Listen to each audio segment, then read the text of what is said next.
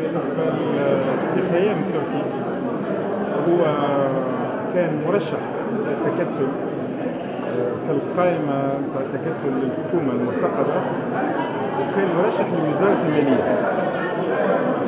ففوجئ ليلة الإعلان عن الحكومة، ولهذا تأخرت الحكومة على الإعلان تاع خيام التركي. فوجئ باستدعاء من طرف السي محمد الجبالي، كان يصاحب إلى أحد المحامين نتاع النهضة، ويقول له اللي ثم قضية متعلقة به من مجمع استثمار إماراتي، وباش يقدموا القضية وحتى نتلافاو فضيحة للحكومة ماذا بينك تسحب نفسك.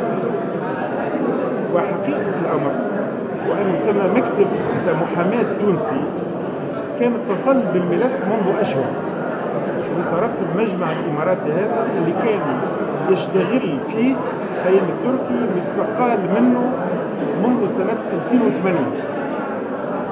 يعني كل هذه السنوات ما تقدمتش القضية، وليلة إعلان عليه أن وزير المالية يقع تقديم تحريك القضية أو التهديد بتقديم القضية، لأن القضاء لحد الآن ما اتصلش، ولو حتى يتصل بها القضاء التونسي فسيرفض الملف لعدم الاختصاص، لأن قضية تهم دولة أجنبية، تهم شركة في سويسرا وشركات في الخارج، ماهيش على التراب التونسي بالمرة.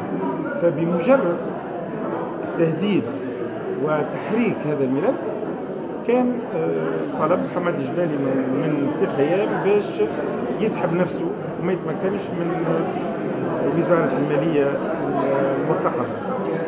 والحقيقة كذلك، وأنه رئيس المجمع اللي يخدم معاه سي خيام التركي في الإمارات هو الآن وزير الداخلية الإماراتي.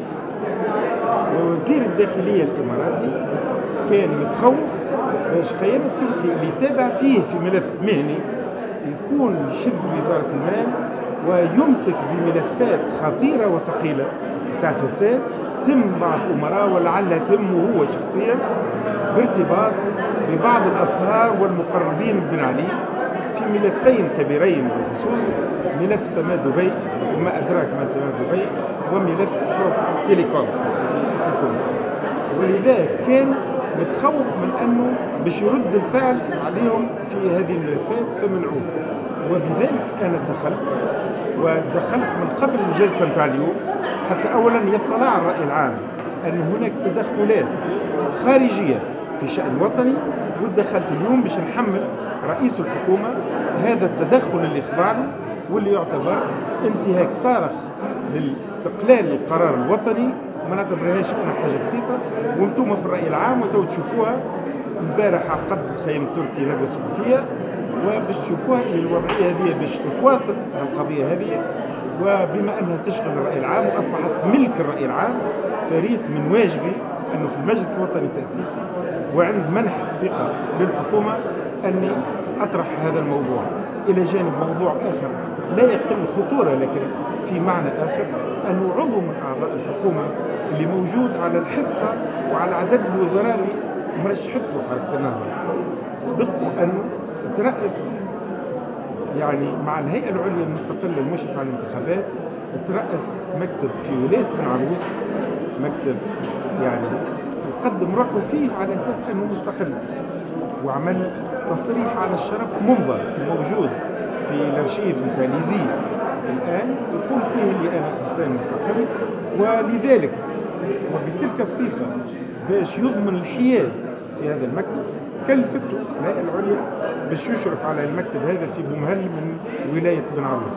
فنكتشفه اليوم عضو الحكومة وزير معتمد لدى الوزير الأول مكلف بالتجارة ومحطوط على حصة حركة النهضة، ما عادش مستقل.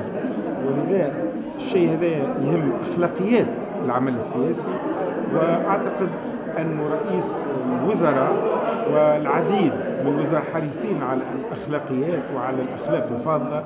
يظهر لي هذا يتناقض مع الأخلاق الفاضلة وأبسط أخلاقيات العمل السياسي الوطني.